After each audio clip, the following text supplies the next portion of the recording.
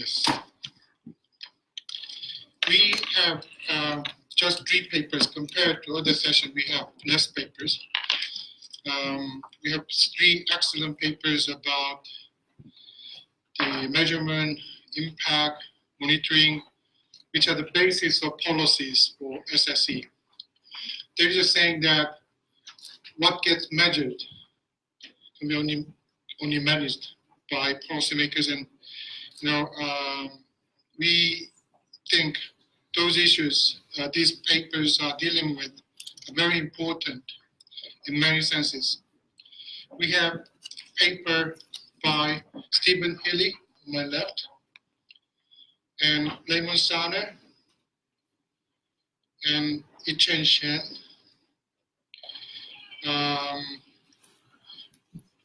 Each paper will have 15 minutes presentation time, and after that, we can open the floor for Q&A. I mean, as I said, even though we have less papers than other sessions, I mean, I want to have more discussions between presenters and audience. So I hope you can keep your presentation to 15 minutes. And maybe I can call upon Stephen Healy for the first presentation. Those are his rules.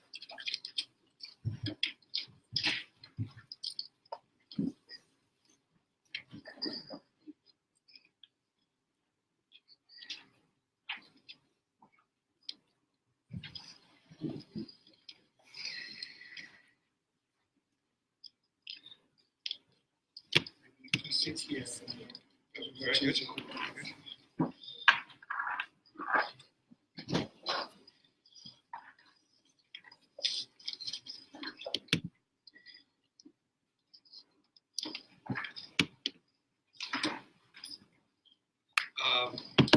Thanks very much for the opportunity to speak, and thanks for all of your organizational efforts, Latrobe and Gabrielle in particular.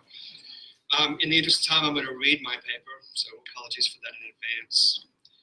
The Sustainable Development Goals outlines a transformational project. At the very least, meeting all 17 of these goals within the allotted time frame will require transformations in all areas of life. These transformational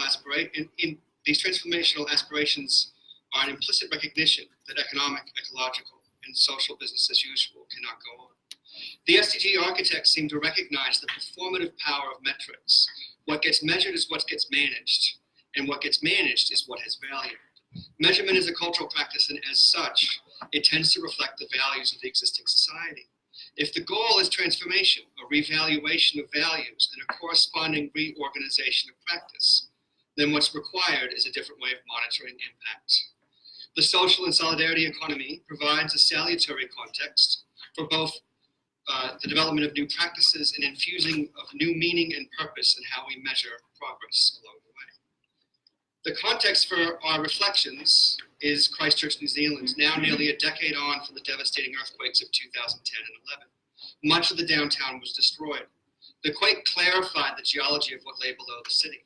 The seemingly solid ground was subject to liquefaction, which meant that the city could not be rebuilt where it had stood. Sort of a metaphor for business as usual. These empty and sometimes ruined spaces over time provoked a response. Artists began to use the unoccupied space for public installations. City officials began to relax the rules around the shared use of vacant space, creating places like the Christchurch Commons, pictured here as a site of social and commercial activity. While many of these properties are publicly and privately owned properties exist in a kind of legal purgatory, these efforts at transforming them into a widely used, accessible, and convivial space amounts to a citywide practice of commoning. Cultivate, the social enterprise that we've worked with and consider here, then is one commoner amongst many. Cultivate currently operates 2 urban farms at different sites in Christchurch and employs administrative, farm, and social worker staff. The city center farm is situated on a privately owned, earthquake-cleared wasteland, which is then leased in a 30-day rolling cycle to the organization. Cultivate collects green wastes in Christchurch's inner city that literally creates the ground on which the enterprise is built. Right beneath it is the tarmac. The farmed produce is then sold to local businesses. Borrowed equipment and recycled material comprise its infrastructure. The youth interns are referred to them by the justice system and social welfare system, and they work on the farm alongside volunteers and staff. In our work with Cultivate, we learned about both the investments that people were making into this tenuous common space, but also the various forms of returns, what came back to them through their efforts. The youth described what working with Cultivate did for them. It improved their physical, social, and mental well-being. Now that I've started working here, my mind, I focused on the things that really matter. It just distracts you from all the bad stuff that you could be doing when you don't have anything to do. Other youth workers talked about addiction recovery, social learning and belonging, and being nourished in every sense of the term. Cultivate's urban farmers readily recognize that they might be better off just running an urban farm on their own. But they say, we three farmers could bang out this work by ourselves a lot more easily, but involving others in this process is worth it for us, even if it slows us down. To get support from the broader community, Cultivate issued their own bonds, broccoli bonds, receiving financial support to be redeemed later in the form of either produce or youth muscle power from investors. The success of the bonds also revealed something else. As one farmer explained, there's this strong affinity to whatever it is that Cultivate does. I'm not sure if you fully understand exactly what that is. People see it, they appreciate it. It is a deep trust.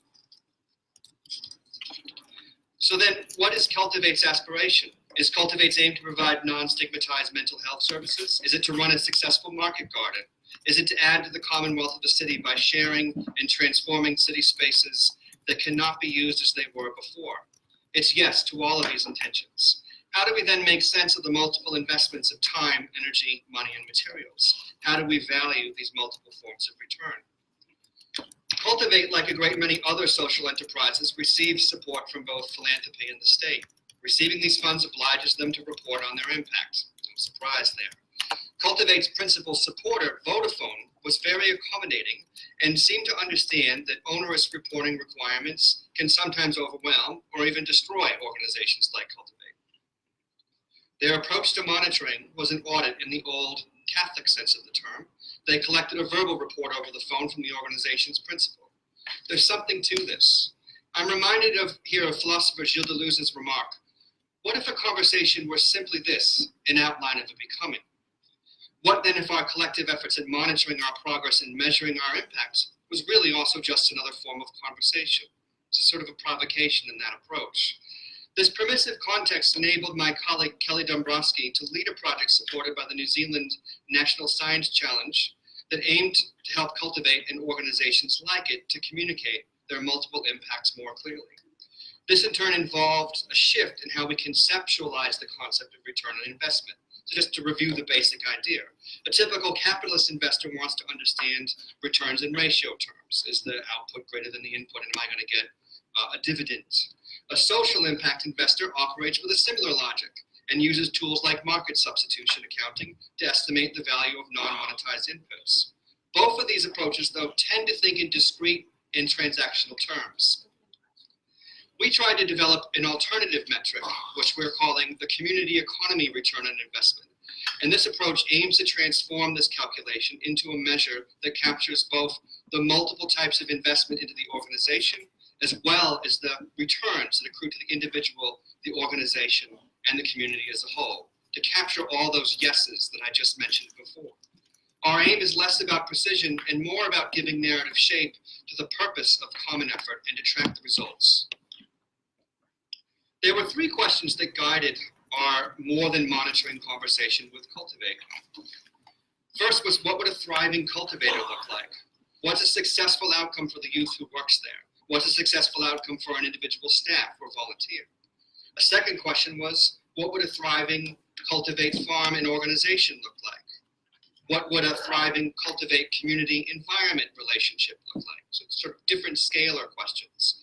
Drawing on a framework developed in a book called Take Back the Economy, we oriented this conversation around 6 shared concerns. These 6 concerns that helped us to clarify both what's valued, what's required, and what returns.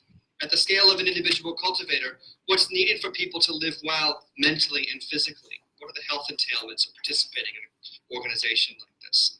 At the scale of the organization, Cultivate, Does the organization consume time, money, and other resources sustainably?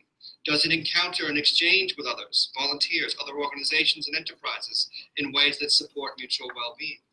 As Cultivate accumulates surplus, does it distribute it in ways that enrich social and environmental well-being? And that at the scale of the community, how does Cultivate contribute to caring for a broader commonwealth in the city? And how does this investment increase the capacity of the Christchurch community to construct a more livable future in a dramatically altered city? These broad concerns about individual survival, social surplus, the terms of encounter and exchange, care for commons, and investment in a common future provided the broad outlines for a community economy return on investment. They clarified values and helped us to identify what values look like in practice. We saw the CROI, that's the acronym for it, assessment process as involving 3 steps that were structured around a series of workshop encounters with staff, youth volunteers, and the broader community. The first one was expanding the shared understanding of what counts as an investment.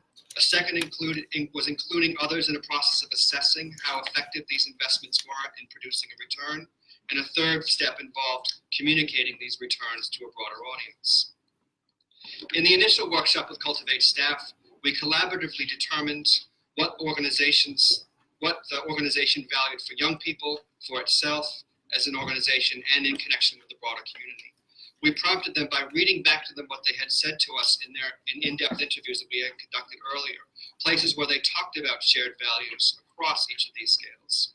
While some of these values were quite practical, like punctuality, others, like hospitality, provoked extended conversation.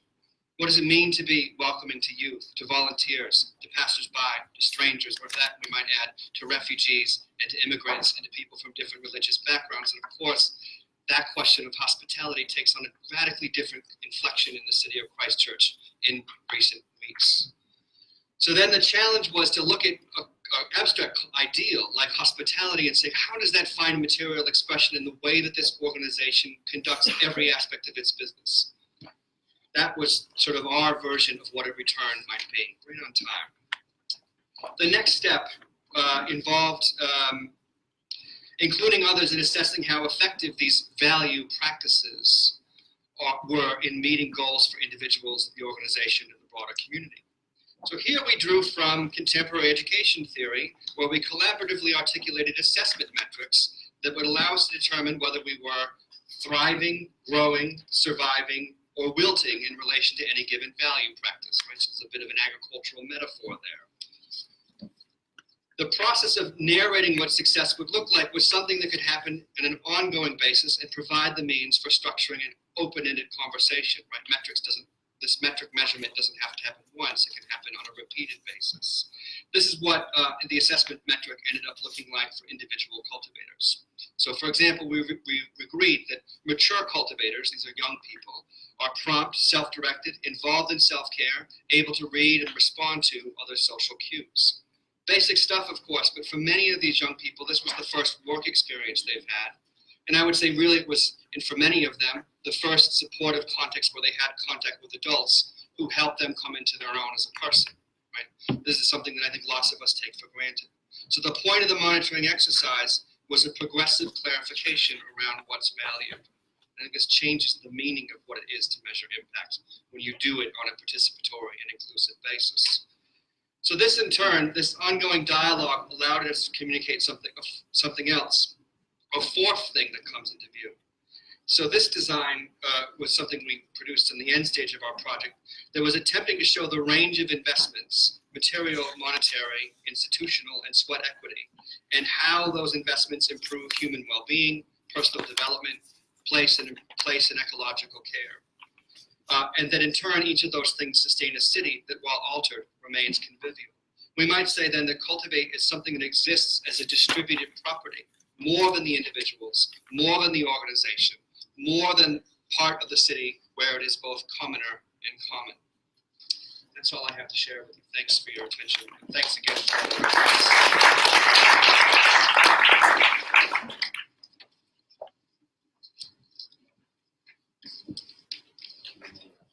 Yeah, thank you very much, Stephen. It's a kind of transition from SROI to CROI. Yeah? community economy returns on investment. And we have, yeah, I know, yeah. So we have two presenters for second paper, Raymond Sana and Melanie Nugyo. Yeah, sorry about my pronunciation. Maybe you can have 15 minutes or 20 minutes because you have two people, so I will give you 15 minutes and 30 seconds. Okay. Okay. Floor is yours. Yeah, okay. Oh, Marty, there's a clicker. You can use this clicker. Yeah. But can you see this? No, it's good. Okay, maybe that is. Well, hello to everybody. As you already heard from Yun-Chung, we're presenting a paper with 2 of 3 authors. The third author, unfortunately, cannot be with us at the moment. We're representing an organization called Center for Socioeconomic Development, which is a 26-year-old NGO, ECOSOC accredited, based in Geneva, and very active with the SDGs. But we're also observers of the UN Task Force for Social and Solidarity and Social Economy. And while discussing with our friends and colleagues issues about SDGs, also somehow last year I thought about one fact about the SDGs, which is, as you all know, it's supposed to be 3-dimensional. Sustainable economic sustainability, environmental sustainability, and social sustainability, and economic sustainability, sorry. And it's supposed to be indivisible, seen as interconnected, but I haven't seen much yet about economic sustainability. So, thinking about whether we could make a contribution to the discussion about what this could be, economic sustainability in the context of the 2030 agenda, we came across initial publications about platform economy. And when we started, I didn't see as much of an interest as it is today. Today, I just looked at messages I got from my iPhone. There are meetings about how to understand platform economies, how to critique the platform economies. So I thought, since this is also something we have to face more and more in the future, why not look at the platform economy both from the perspective of what it is by the main players of the field versus alternative ways to run a platform economy, that's such as a platform cooperative. Now, regarding the words that come oftentimes attached to platform economies, words such as shared value. Well, I think most of you have probably read some early criticism about the platform economy and looking at Uber and Airbnb, and I think most of you also agree that the working conditions as well as the setup as a company could be questioned. And questioning is one thing, but again, as I said before, looking at alternatives, that was the purpose of us writing the paper, to start the process to add something to this increasingly dominating phenomena in our economy, which are these platform capitalist economies. So our paper is based on a comparison between 2 platform organizations, one cooperative and one traditional one. Without saying too much about that, Melanie, you take over. Sure. So on the screen, you can see our 2 definitions. One is what is a cooperative, a definition that we took from the ICA, and then below that is how does SSE relate to the sharing economy, which consists of Uber, Airbnb, eBay, all of those platforms that act as intermediaries connecting people who are looking for work with people who are offering work. So we believe that platform cooperatives can offer a different way of organizing internet enterprises by uniting producers and users, by committing to serve the well-being of everybody and striving for equitable distribution of benefits, which has always been a criticism of their platform capitalist counterparts. And as Raymond has mentioned, we are looking comparatively at two different enterprises. One is a platform capitalist enterprise called TaskRabbit, and the other one is a platform cooperative called Loconomics. And the reason why these two companies make a really interesting comparison is because both of them began within 4 years of each other during the boom of the sharing economy. And they are both headquartered in the Bay Area of San Francisco in the United States. And the Bay Area is very interesting because while there is a very high concentration of venture capitalists as well as tech startups, it also has a very long history of cooperative movement, which is why we picked these two cases for our paper. Our research question is, how do the differences between the engagement of workers in platform cooperatives and in capitalist sharing economy enterprises impact worker satisfaction? So this is in relation with SDG 8, decent work and economic growth. We really want to look at it from a labor perspective and to really see what the organization of an enterprise, what impact it has on the people who should be central to those enterprises.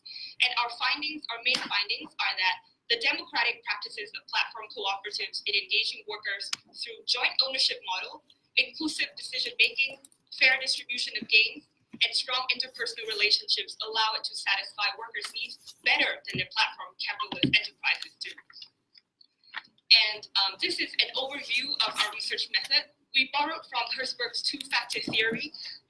This is also called the hygiene motivation theory. And this was first published in 1959 in his book entitled The Motivation of Work. And the theory proposes that, it proposes a way to think about the relationship that workers have with their work as well as the work environment. So it categorizes different factors that are present in an enterprise into hygiene factors and motivators. Hygiene factors are those that can serve a worker's lower level needs, which means the needs that will satisfy their basic condition, that will ensure that they will not be dissatisfied. So those include factors such as policies and administration, supportive supervision, positive interpersonal relationship, good working conditions and benefits, as well as reasonable and competitive salary. So we can see that these factors are a lot easier to quantify than the motivators. So the motivators consist of sense of achievement, recognition for achievement, meaningfulness of the work, sense of responsibility and ownership, and the possibility for growth and advancement. So these are less tangible, and in order to determine and to, in a way, qualitatively assess whether these factors are present in TaskRabbit and in Loconomics, we decided to look very closely into the way their company policies are structured, as well as we also looked at testimonies from the workers and interviews with the founders of those companies. So to dive into the case studies, first of all, we have TaskRabbit. It was founded in 2008 as Run My Errand with a name change in 2010. It is a private company, and the number of service providers registered on this platform is 140,000 people as of June this year, and 60% of those are millennials. So very interesting figures. The types of services that they provide are really small, everyday tasks like grocery shopping, furniture assembling, personal assistant service, etc. And as we dive in further into their corporate structure, we realize that since their founding, they've been 100% owned by shareholders, and these used to be mainly venture capitalists, which means that there's a divorce between the workers and the people who own the company. And none of these shares are publicly listed, so the workers cannot have a financial stake in the company. And as of September 2017, they were completely acquired by IKEA. And then looking at the distribution of profits and benefits, we see that they take 15% of the commission from the taskers, which is what they call their workers, and then they take 7.5% from the clients. And in an interview with the founder, Leah Busk, it was stated that the taskers' average hourly pay rate is $32 an hour, which would amount up to about $6,000 to $7,000 a month, which is actually pretty high when you compare it with the US median wage, which is only $4,600 a month. But the issue is we do not have a clear picture of whether these workers, most of them are part-time or whether most of them are full-time, and whether they're able to get as much work as they want or not. So that would really affect the amount of monetary gain that they're able to secure for themselves every month. And with regards to benefit, TaskRabbit also does not offer a corporate health insurance policy.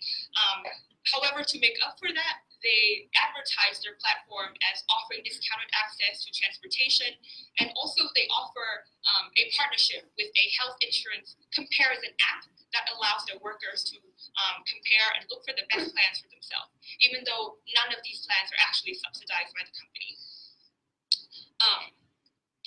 And in an interview in 2015 with their vice president of marketing, it was stated that the 10 to 15% of taskers who work full-time for TaskRabbit in that year might be left without any employer-sponsored health insurance. So it is definitely an important issue, a very important concern to look at, not just with TaskRabbit, but also with all platform enterprises because of the contractor nature of these people. And then with regard to decision making, most of them are made by the executive boards and shareholders. The workers do not have a major say in what is happening with the policies. And with regards to interpersonal relationship, because there's been a lot of major backlashes in the past whenever policies were unilaterally changed by the management, they've dedicated a community team to process the taskers' feedback, and they also try to engage more actively with the community. Given that the company is now profitable, they have been more able to give back compared to the past. And then moving on to Loconomics, our platform cooperative counterpart. It was founded later than TaskRabbit, only in 2012, and officially became a cooperative in 2014 with operating locations in the US and the UK. And it has an undisclosed number of service providers, but estimated to be less than 2,000. And they offer the same type of services. So looking at the ownership structure, the service providers make up the majority of the owners, and they've clearly stated in their goal that they do not ever want a private acquisition of their cooperative. And they maintain a very low fees for people who want to become cooperative members.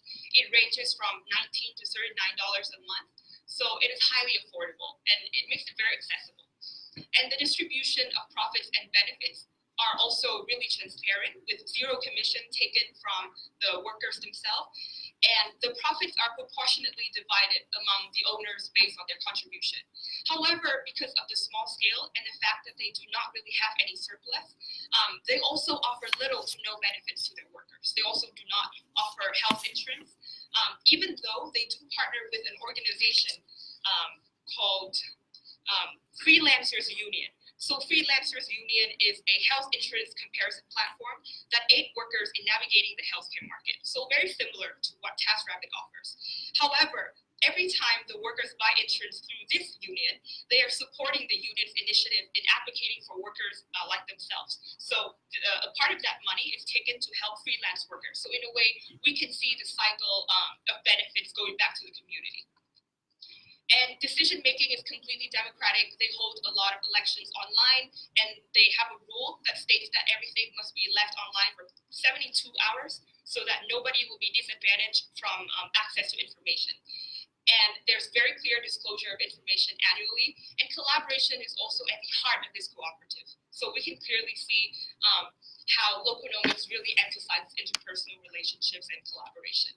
So when we compare the above with the factors that we've mentioned before, taken from Herzberg's theory of work, we can see that Loconomics does really well when it comes to both hygiene factors and motivators, especially in terms of giving the workers a sense of ownership as well as motivation, because they can see a very clear path of getting ahead in the organization as well as becoming leaders in their own communities. And I'll pass the word back to Raymond for a few more insights. Thank you, Melanie. Coming to the end, of course, the difference was dramatic when TaskRabbit was acquired by IKEA. That led to an enormous boost of scale, and you know, if you have now being part of such a big multinational company which has 208,000 employees, an enormous turnover, they're just now part of this bigger multinational company, And in terms of decision making, in terms of treatment as human resources, of course, IKEA is not known to be a bad company. However, just in terms of how it's structured, what Melanie was explaining to you, it's a very different animal, so to speak. Loconomics stayed as they were, and they didn't grow. I just heard also from a colleague from the New School of Social Research in New York, there's so much being bombarded with requests for information, they don't have much time anymore to respond. And it's difficult to find out whether they're moving forward or not. But it brings up one question in a way I have, which is how can modern new cooperatives in the platform economy, how could they grow? Is there self-contained way of being democratic and sharing what they generate in terms of income, maybe even a hindrance or an obstacle towards further growth?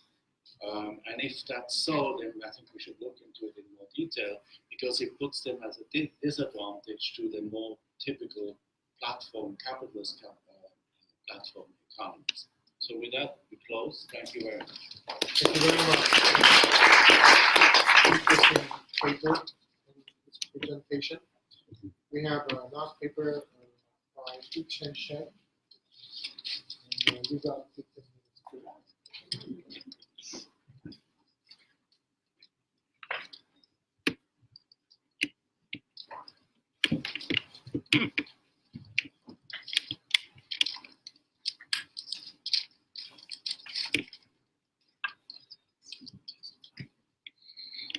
So hello, Ira here. Thanks for coming for this presentation. So this is a paper we just submit to the UN, but it's actually part of my master's thesis research.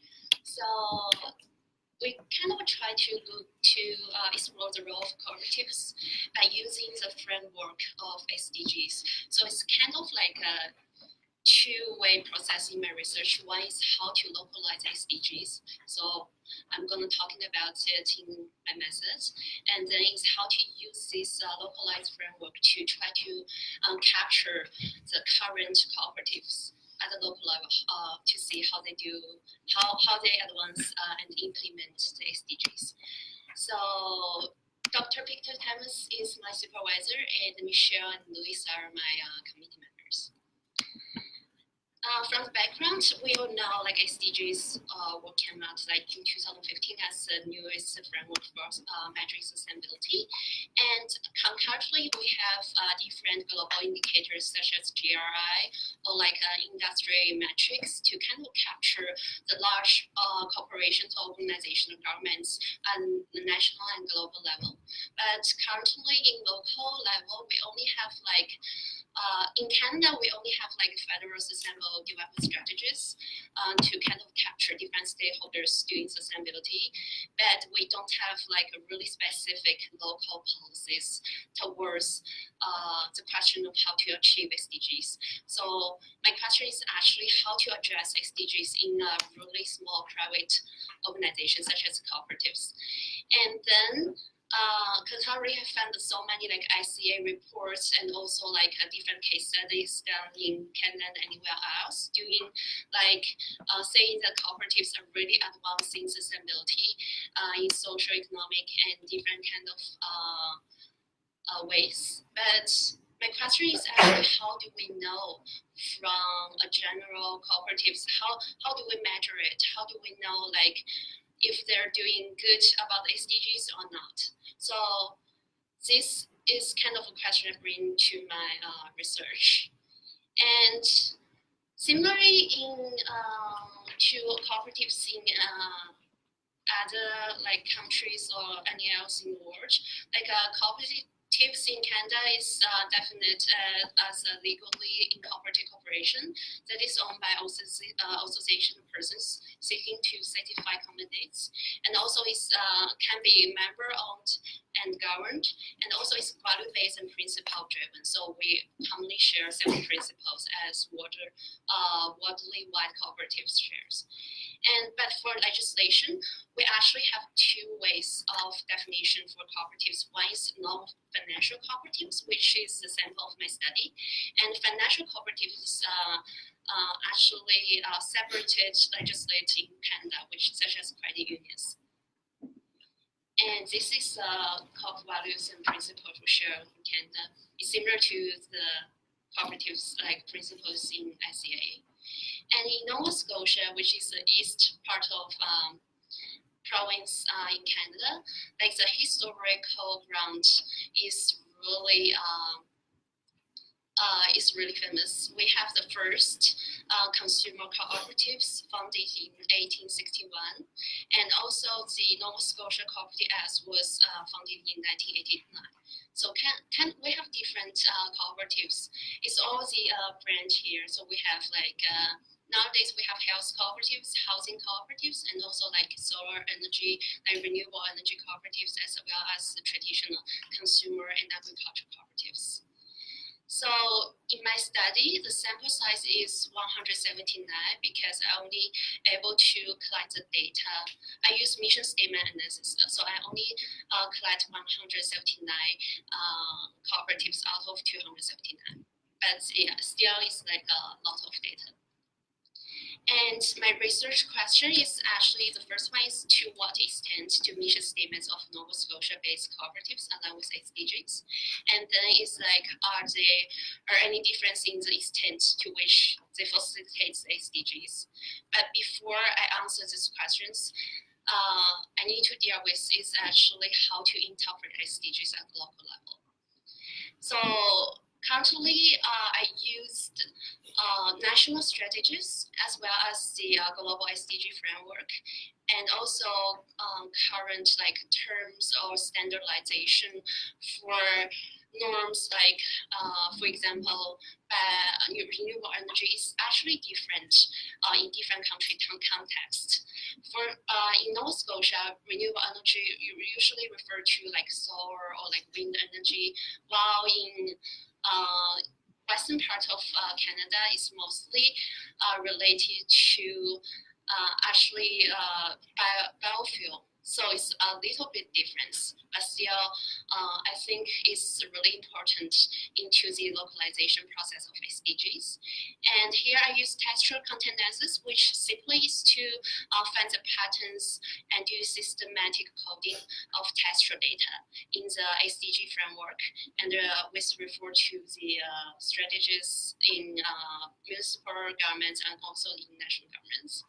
And here I can generate the localized SDGs with SDG goals and targets, and also the coding categories like different terms, and also the inter-textual linkages between goals and targets. So for here, originally it has 17 SDG goals and 169 targets, but in my framework, I only collected 69 targets, but keep the original 17 goals due to the downscaling process. So you can see the targets on the right side of the scroll. And this is the content coding categories, only an example of goal 1. So you can see those are the targets are selected for the localized framework in Canada, and those are the terms I use for my coding strategies. And also I found some of the targets and also goals are interconnected together. Together is 46 pairs in my process. I think this downscaling process can also be duplicatable in other contexts. And these are the coding categories I use for my mission statement analysis. So as you can see, those are interlinked goals and targets, and coding categories, and also targets goals. So for my first question, based on the localized SDGs, I'm able to code these 179 mission statements into the SDG framework to compare if they match the targets or not, and then I can doing content analysis and generate the numbers and see the general pattern of localized cooperatives in Nova Scotia.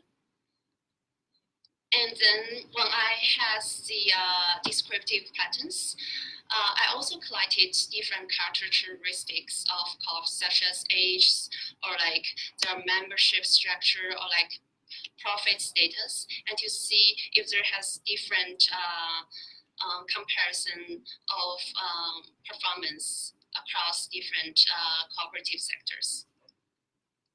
So these are the findings here. We can see number 9, infrastructure, number 1, poverty reduction, and number 11, sustainability, communities and cities are really the most facilitated SDGs by my sampled cooperatives in Nova Scotia. But however, in Canada, based on my mission statement analysis, gender equality is not really representative in my data analysis, and also climate change and clean water and sanitation. I think it's due to the Canadian context again. And also 33 cooperatives has no alignments with the 70 goals overall. And also this is the characteristic of my assessed cooperatives. You can see like service and agriculture and housing cooperatives are the most cooperative types in Nova Scotia. But from the age, we can see like younger cooperatives actually has 50%, so almost half of the cooperatives are younger cooperatives. And produce and consumer profit and non-profit is actually pretty the same. And also from the goals, we can see more than 80% has achieved at least one goals. But again, 90% of the cooperatives, due to my data analysis, has facilitated none of the goals above. And due to cross tab analysis, I found the industry is actually connected with other characteristics. So that's why I only use the industry as the only one characteristic to kind of describe the current trends of cooperative facilitation. So you can see here, housing cooperatives actually are the ones most of the goals. And also you can see first, only like 3 cooperatives in Nova Scotia is first, but also facilitates most of the goals. And here is actually, you can see more clearly. So in the middle, we have the number of different cooperatives. On the left, we have non-profits, right? We have for-profit. And the darker the color is, means they have more alignments. So you can see fishery, forestry, and housing has more alignments with SDGs, whereas retail, especially for-profit retail, has the least alignment with SDGs. So my conclusion is actually most sample cooperatives do have like purposes aligned with SDGs, but it's really highly variable across different co-op sectors. And most environmental oriented SDGs, especially goal 13, lack of concern. And also global SDGs can be localized into municipal or different stakeholders at local level for practical use. So I think the localization process can be used for different contexts. And my recommendation is to enrich and generalize the results. I do recommend this study, like the method of this study can be duplicated in different contexts, such as European countries or even Asia, because I think it really depends on different strategies in different countries. And also, I think more practical approaches to assessing co-op performance need to be developed at practical level. And this study only identifies positive relations among SDG targets, but I think, again, negative interaction amongst SDGs need to be further discussed in detail. And for further research, those are the directions. I think one of the important things for me and also for my research is actually I want to see like if we can develop more integrated approaches, such as not only qualitative but also like mixed methods to manage, assess, and report SDG performance for social solidarity economic organizations, especially cooperatives. And thanks for listening. Thank you.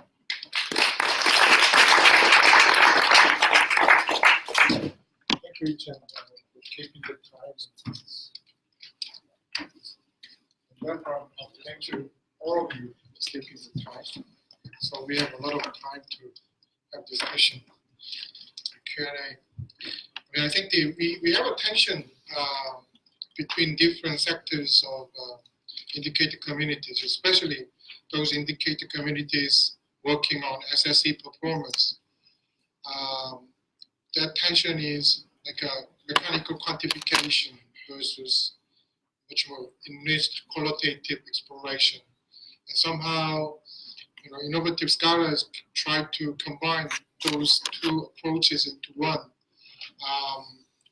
within the framework of bounded flexibility and construct-based equivalence. So they said they borrowed some framework, but they tried to be flexible in terms of coming up with indicators. And the other approaches, I mean, they tried to make kind of process where real actors working on SSE issues can come up with their own indicators for their own organizations. So I think all those presentations show those flexible, bounded flexibility and kind of a construct-based equivalence. And Zada's paper, Zada and Dugan's paper show very much textbook-like comparison of important dimensions of SSE, like initiative, governance, ownership, surplus distribution, and permeable frontiers, how they can be developed into different kinds of organization influenced by external factors like emergence. So I'm going to open the floor. You may have so many questions about these presentations. So if you have questions or comments, raise your hand. Please introduce yourself before you put the questions to panelists. Okay, we have 1, 2, 3, 4, 5, 6, 7, 8. Okay, we're gonna go for lady first. So I have 2 questions. Microphone. Would you, yeah. I have 2 questions, very Would brief. you like to introduce yourself? Yes, my name is Maliha Safri. So Stephen's presentation made me think, okay, a little bit of Naomi Klein's work, right? If there's disaster capitalism, in a way, you're talking about disaster commoning, right? And so that also made me wonder, why do you think that there's some hesitation that people have in seeing creative, generative opportunities in disaster zones, right? That there's there may be reticence in terms of recognizing the potential of the project that you presented on. And then I had one more quick question, which was for Raymond and Melanie, which is, I mean, it's fascinating why it is that Loconomics couldn't just, why can't it just poach, right? Because it's so much better than TaskRabbit. But it also made me think a lot of the platform cooperatives that are working with the taxi workers, right? Which are very local, inside cities. And so in comparing them to other platform capitalists like Uber, those have national, international reach, and it's so easy for consumers to connect to those. Could you say that Loconomics is basically facing a problem of marketing? Is that the only reason why it wouldn't just absorb all the workers from TaskRabbit? That's it. Okay. Okay. Thanks so much for some very informative presentations. My question Would is... you like to introduce yourself, Yes. please? My name is Smita Ramanujan. My question is again for Raymond and Melanie, and also for Stephen. So my question, and perhaps I missed this, with Herzberg's two-factor theory, I was curious about how you measured. Was it self-reported, worker workers reporting on their, motivators and the hygiene factors.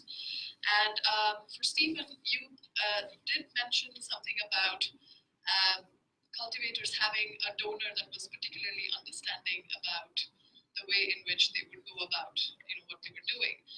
So my question, I was just curious about whether the alternative framework of measuring was ever presented to the donors and philanthropists, and what their reaction was.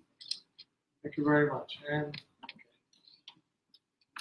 And I have a couple of questions for Stephen would you Ealing. like to introduce yourself? Yes, I'm Vera Zamani from Italy.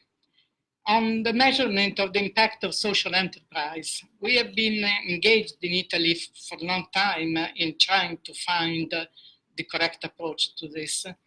And it's not much of a problem of indicators. You have listed a lot of indicators. We could add many more. The indicators can be found, which are different from the capitalist one. But the problem is then to find out the ways and produce a single indicator, because otherwise people say, okay, nice, but no. I mean, unified global standard. Unified, yeah. And also to account for comparability, because if anyone selects its own indicator, so then, okay, but it doesn't go much. Even the OECD has tried this, with a number of indicators, letting the ways to be chosen by those who You can ask that to consult, everyone. and then they find out. I think that this is a major, major, major problem. Okay, thank you very much. Okay, yes, yes. So my name is Claudia Sanchez-Bajo, and I have a question for each presentation. So for the first presenter, Healy, how do you ensure sustainability of the experiences that you were talking about? Because let's say one thing is to build that type of experience, to go through it, but how do you ensure that they will be there in 100 years' time, or 50 years' time, or 20 years' time?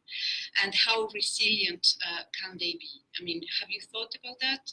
Have you come up with any type of indicator or answer? To the second paper, I have a question, one on the concepts you used. For one case study, you talk about employees, and the other case study, you talk about salaried people, or salary. It was written in the slides. However, we know that in platform economy, most of them are like autonomous workers, on and off. They may be offered like a great payment, but only allowed to work once a week. So how do you make sure that these are really employees? Is it based on contracts, or is it based on control? Have you measured that? The second part is that you said in the end that democracy could be a disadvantage. This is a very common discussion from different types of theories that disparage, let's say, against like cooperatives. However, have you measured equality? Because these people have access to vote online, which sounds great. But can you measure the equality of this type of participation? I mean, do they really participate? Have you looked at that? In order to say that really it takes a lot of time, because maybe just 1% of them take decisions. So that issue. And the third paper, I find it very interesting. However, I have a question about the mission statements, because you have analyzed basically mission statements, and then at the end you compare them profit and non-profit, which in Canada, non-profits are the ones who really don't make any surplus at all, like housing cooperatives, because they don't sell any service or products in any market, right? While the fish and forestry, they do. So that's interesting to compare. Maybe you have done that. However, since you only really analyze the mission statements, like coding the into categories, do they reflect like a country culture, and maybe like government expectations? So in order that they have to write or not write something in order to be listened by the government or be taken seriously and within the Canadian context, or is it really something that is completely autonomous and really reflect like a strategy, like a truthful strategy from the membership? Thank you very much, Claudia. The last question is very important, I think, because sometimes indicators imposed by the government can shape the behavior of organizations. And that's a very good question to catch on. My name is Jean Fabre. I'm a member of the Human Family and also a resource person in the UN Task Force. I don't think that language is innocent. So I have a question for Raymond and Melanie. When you define the platform cooperatives, you said that it unites producers and users and all that, but then you go on by saying striving for an equitable distribution of benefits. Why the use of that expression, striving? Thank you. No, because we have just 15 minutes, so yeah, 15 minutes left, and okay, we will have 2 more questions, but could you make it short and clear? Okay, hi, Sohan Marcelino from Good Neighbors International. I have a question for Lin Cheng. Concerning this analysis that you did on the mission statement, I see that SDG has one element that you cannot cherry pick. There is interdependency and indivisibility of the 3 aspects of sustainability. Did you take into account this aspect? Because if you just divide in few words, elements, and you just try to measure SDG out of it, actually it doesn't work the way it should. Thank you. Okay, thank you. Gentlemen over there. Thank you very much. My name is Daniele Vico. I'm a master's student at the University of Torino, and I have a question for Ms. Shen. Thanks for your interesting presentation. I saw from your presentation and a bit from the draft of your paper that your analysis is focusing a lot on the alignment of the missions of the Organization of Social and Solidarity Economy to the SDGs. But I think that it is important also to understand and to analyze what is then the effective impact of what they do, what they do on the local level. Did you implement or did you think about any indicator or any way to analyze this local impact in terms of SDGs at the local level? Thank you. Thank you very much. I think the questions were directed evenly to all the presenters. And, we have 13 minutes left now. So I will give you 3 minutes. I mean, you don't have to answer all those questions, I mean, because it may need another conference like this. So you can be selective. And maybe I will give you floor first. Okay. Thanks. Those questions were almost as interesting as all the presentations. Thanks, Melania, for some really interesting stuff. Malia, to get to your question. Oh, sorry, microphone? Yep. Here's something interesting. One of the people in our team is a trained psychologist, and one of the things he observed about a lot of the community initiatives in Christchurch, not just Cultivate, was that the principals were all outsiders. So the farmers were all coming from other parts of New Zealand, and that there was this kind of lingering depression in the city, and there was something about outsiders coming into the city and seeing possibility there, disaster coming, that in my mind is one expression of a form of solidarity, right? Like we are all dispersed all over the place and find ourselves in different communities. That puts us in a position perhaps to generate these sorts of creative responses. To wit, people have gone on and talked about the Christchurch experience, all the arts-based comedy initiatives, for example, and presented in places like Adelaide, no disaster happening there, and they've managed to rewrite a lot of their planning ordinances on the spot to allow for more types of commenting activity. So these things then become productive and can travel and have legs. Vera, your question was fantastic. I don't have a great answer, other than I can remember the last time that we spoke together, we were talking a little bit about the idea of the audit in Catholic orders and in Franciscan order in particular, right? The whole point of the process of confession was to become more and more attuned to the possibility of practicing poor use without ownership in relation to the vow of poverty. So if the intention of the monitoring exercise is to produce a certain form of life and a kind of sociality, the point is the exercise, right? And so to me, and I think that gets to continuity as well. So one of the exciting things is that any research project in New Zealand has to go through 2 ethics reviews, one from the university, the Science Challenge Grant in this case, and then a second ethics review because New Zealand is a bicultural society. The local iwi, the Maori, also have ethical oversight. And they said, well, this project doesn't pertain to us because it's in Christchurch, but we're really interested in your methodology. So for me, that idea of how they have their own concepts of commoning, that might ensure intergenerational continuity by opening up the question of what can we hold in common and what can we hold in common in the context of a bicultural society, where when Jacinda's talking, she has both those experiences in mind because she's from that generation that's really benefited from that. I have some comments about platform co-ops. That's been very, like Janelle Orsi from San Francisco and Trevor Schultz have both been to Australia, and a lot of the co-ops you're talking about there have been replicated there in the context of a society where health insurance is taken care of. So it might actually be a bit easier there. But keep on doing what you're doing. That's it. Thanks. Thank you very much. Well, you mentioned Trevor Schultz. We've been very much in touch with him, and I cited him at the very beginning of our presentation, where he confirmed that the problem we had when doing our study is we couldn't get direct access to the economics cooperative. So some of the questions that you put to us are very good questions. Ideally, if you have more access to the organizations being analyzed, we could answer some of your questions.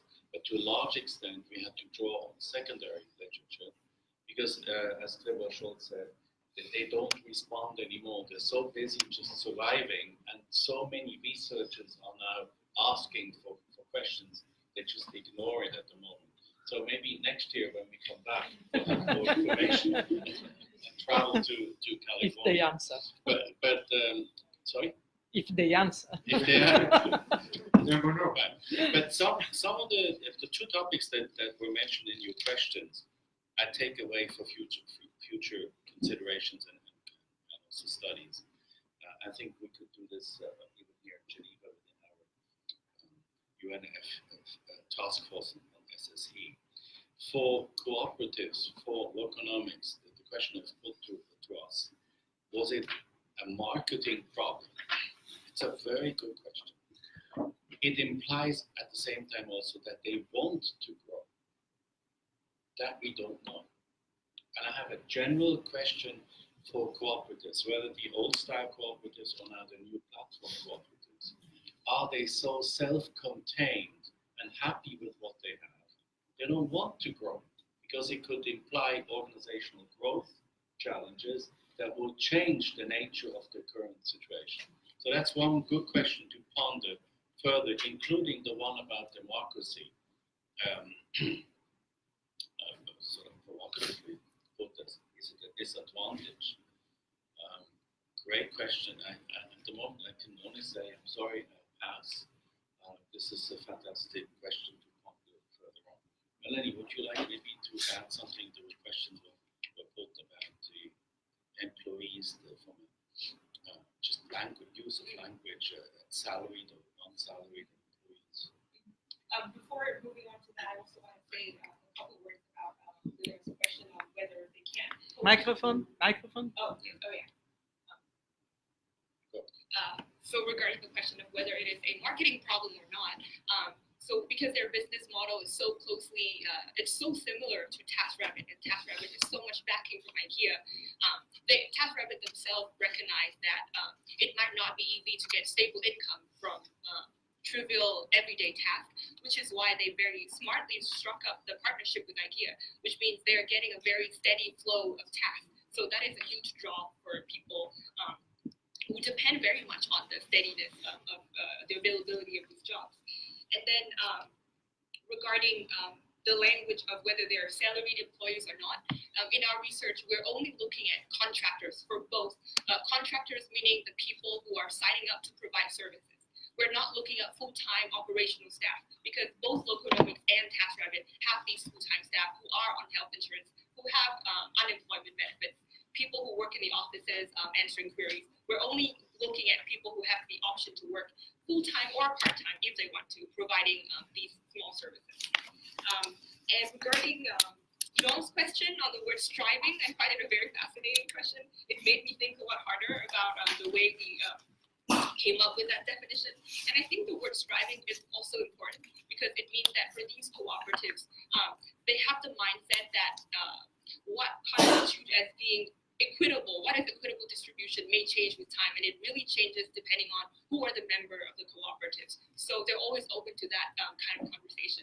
And I think that is something, that is a lesson that even capitalist enterprises can also take away. Thank you very much. Chen? Okay. So thanks for all the questions. They're all interesting. And I think it felt like I just had my defense last month. So it felt like all the questions are from the defense. So I'll get back to the first question. So mission, I think like local cooperatives, especially like a really small local level, they're all like autonomous organization and self-contained. So mostly, I actually also interviewed some of the co-ops. You guys can hear me. Yeah. So I also interviewed some of the co-ops, and the mission statements are actually committed by the members in the co-ops.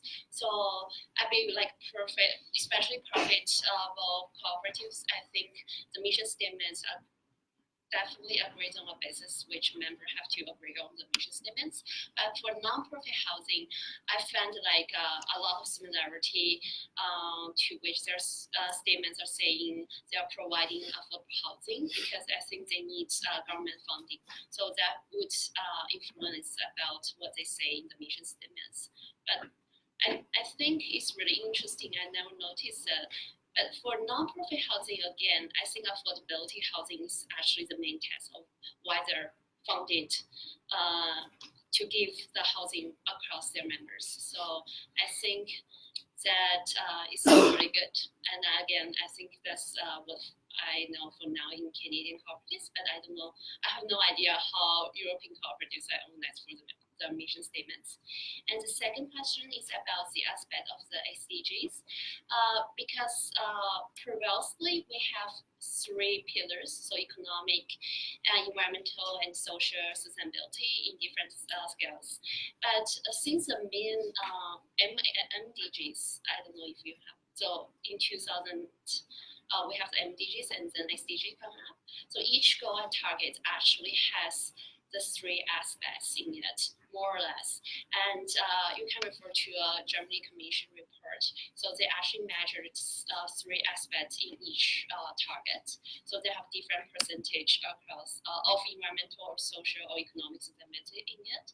And what I found about my research is actually goal 13. So climate change and action is, I think, is most relevant to environmental sustainability, which is like least facilitates in my sample data.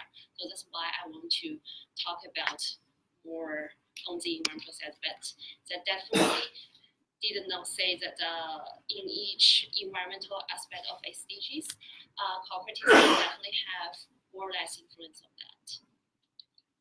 And the third question is the effective impact. So actually, I've seen also a study done by Environmental Canada and the cooperative with environmental UN. So they actually have indicators based on numeric statistics and also indicators based on case study. So I believe in the future, whereas we can have the statistics at the general level to measure the performance of cooperatives, but also we can finish or complete the story of cooperatives' performance at the local level, but telling how they're actually doing. So I think in the future, if I'm doing a PhD or another master program, I will see how to apply those indicators, not only about the numeric indicators, but also those qualitative indicators into a practical level. Thank you very much. I think that we had too many good questions, so I believe we have a limited time to answer all those good questions. And I have so many announcements to make. We're going to have group photo. You're going to